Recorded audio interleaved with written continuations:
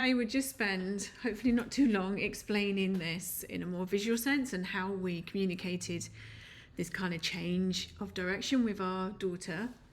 So first of all, we got her to watch the responsibilities video that I linked, and she wasn't very impressed with that, I can tell you, so excuse me. And I think partly why she was a bit miffed about it is that Paul talks about these 3 stages of maturity and how to identify which stage your child is in. And he also talked about the fact that if your child is in stage 1, you have to have consequences which they do not control. And just to recap, what that means is that if there is a consequence, then they don't need to agree to it. So that would be things like whether or not you turn the internet on and off, whether you give them an allowance, whether or not you give them a lift somewhere. These are all things that you can do, but they don't control whether or not you do it or not. And a consequence that would need some kind of cooperation would be by saying, well, okay, well, the consequence of, of doing the thing I didn't want you to do is you're now going to have to walk the dog for me every day. Well, you can't control whether they walk the dog every day. So that would be a consequence for stage 2. So I think in her mind, there was this, right, so I'm stage 1 with all the little kids. And I'm going to have consequences that I don't control. I don't think that that is what I want. That does not sound like a good deal for me. And it's very hard for her to disagree that she's in stage 1 when she can see that she's doing all of these things and not really any of these. So it was really difficult for her to argue with that. I mean, obviously she did because she's a teenager.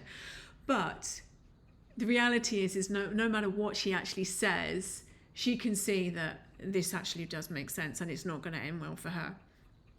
So moving on from that, what we did was we got 3 pieces of paper to try and explain to her how the dynamic between responsibility, freedom and control works between us and that's us, the parents, her, and the government or the state. So these represent 3 pieces of paper, and we actually got 3 pieces of paper and put them on the floor. And then we had individual pieces of paper, little strips of paper, which we wrote down all of the things that she wants to have control over. Now, this is not all of them. It's just to give you an example of how we did this. And we also had some blank ones. So if there was anything that we hadn't thought of, she could write that on and we could write it on, and we added it onto this list. So the whole point of this was really, as I said, to explain to her how this dynamic works and also to really get her to really think about this. So we put everything on her piece of paper and then we said, right, okay, now this might surprise you, but this is what we want. We want everything on here and we want nothing in here. And for us, this is the best situation and I want you to tell me why. So she thought about it for a while and she came up with some answers, but it wasn't the answer that we wanted. And I didn't believe that she would get the right answer, but I just wanted her to really think about it. And I think that's important, that you allow them to think about it, not just say, well, this is why we want it this way. Because they'll say lots of things which you can go, that's great, but that's not why. So in the end, we helped her out and we said, okay, so let's just say you've got control of all of these things. So having control over them means that you're doing them, that you're taking responsibility for them. So you are doing them all. So if you're doing them all, what are we doing? And she's like, nothing. And I'm like, yes, exactly. If you're doing all of these things, we're not doing anything. And that is a win-win situation because we don't want to be doing all these things. We don't want to be turning the internet off because that's a hassle for us because we have to remember to do it. I don't know if I've still got the internet one in here actually. Have I somehow lost it? It's a shame. We don't want to be dealing with getting you up in the morning. We don't want to do all of those things because that's time out of our day that we don't want to do them. But if you do not take responsibility for them, then we're going to do it. So the first thing that we're going to do is turn off the Wi-Fi. So this was on a piece of paper, but I've managed to delete it. So this will be in here because for us, we're going to look for things and we're going to think, what's the thing that's stopping you doing the things that you need to do?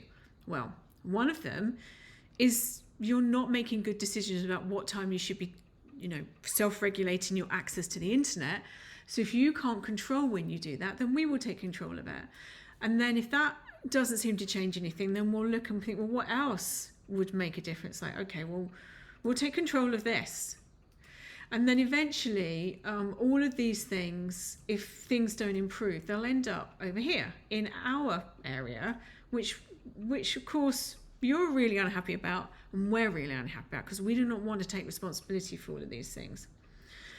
And then if this doesn't help you understand that you need to be responsible and you need to do these things, and things get worse, then what happens is, I'm just trying to do this so it's not a real pain in the neck. Then the government are going to take control over who does this stuff, and they will be controlling it. And when they're controlling it, then you have no control, but we still don't have to deal with it. So for us, we're still doing nothing. Now, obviously, we don't want this situation. We don't want all of this in here. Of course we don't. But she doesn't need to know that. All she needs to know is like, we're still okay because we're not having to do all this stuff and we don't want to do it anyway. So we're not losing out is basically what I was trying to explain to her. Although, of course, obviously between you and me, this is definitely not any situation that a parent wants.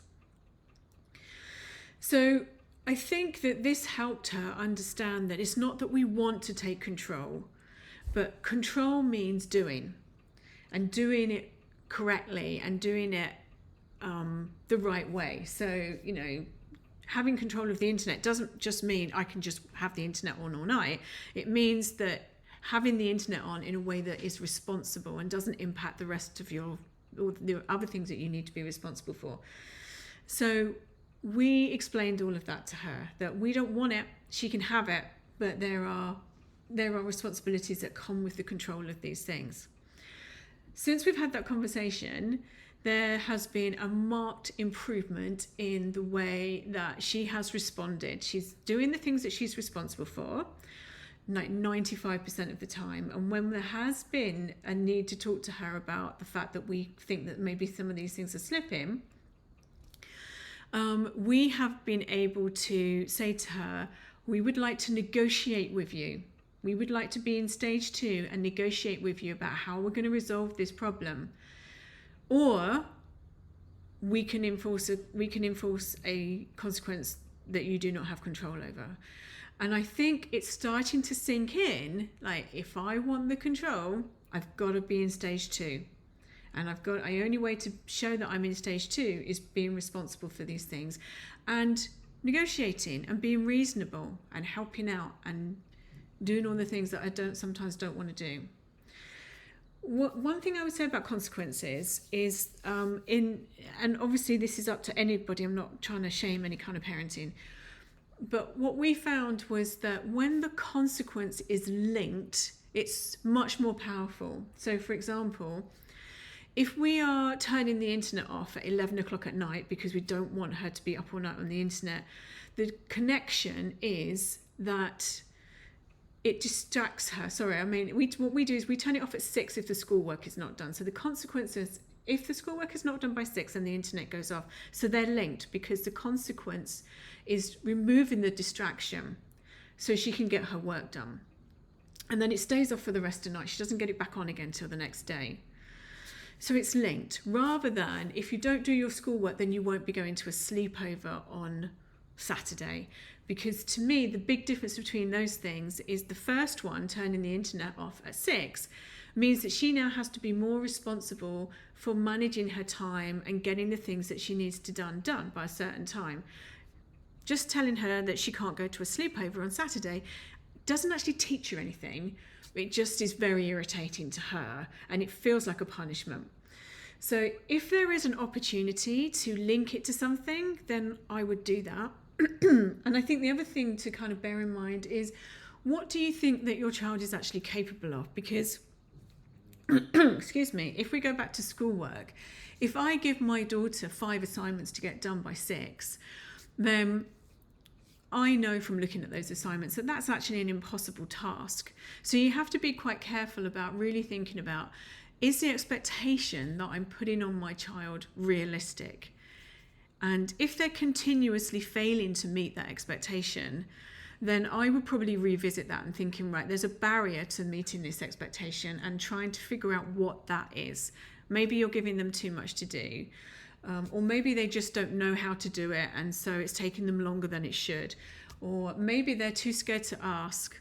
You know, it could be lots of different things, but you have to kind of think outside the box a little bit. So I hope that was helpful, and I do feel for you, because teenagers are tricky, tweens are tricky, but if you can try and always bear in mind that no matter how badly behaved your child is, they are always doing the best they can at any one time. Good luck with it. Bye.